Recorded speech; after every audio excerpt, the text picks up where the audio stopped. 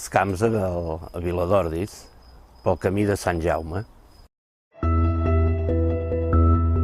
De tot, d'horta, l'horta tradicional, tomàquets, cebes, carbassa, carbassó, de tot. Llavors a l'hivern més que res són espinacs, bledes, cols. Doncs jo.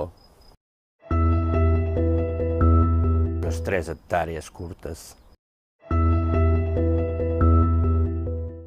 Bueno, doncs més que res és el tema d'herballar amb l'aixador.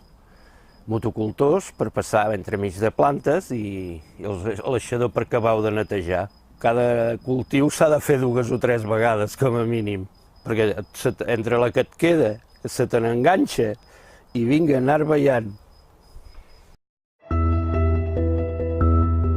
De la séquia reguem, doncs amb cinta, de gota a gota, i a manta.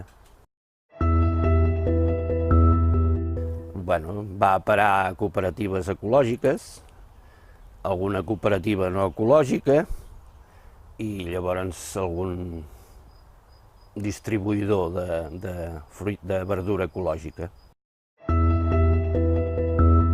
Hi ha una generació, diguéssim, dels pares dels anys 40, 50, els fills, que encara continuem, o sigui, és el meu cas i d'altres casos.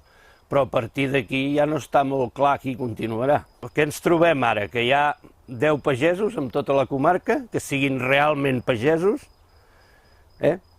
doncs d'aquí 20 anys què n'hi pot haver? Realment pagesos? 0? Sí, molt, si no, no la faria. El que més m'agrada és la tranquil·litat i veure les coses com creixen, el seu cicle que fan, i llavors el collir i el vendre. La calor que passem a l'estiu, el fred que passem a l'hivern i els gastos.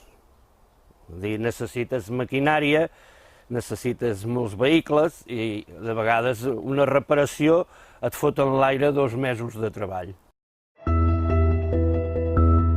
En primer lloc s'ha de ser pagès professional, llavors s'han de fer una sèrie de requisits que els marca la Generalitat, l'organisme, el CCPAE, no gastar productes químics, no abonar amb productes químics. Com a mínim hi ha una inspecció cada any i si hi ha algun problema n'hi pot haver més.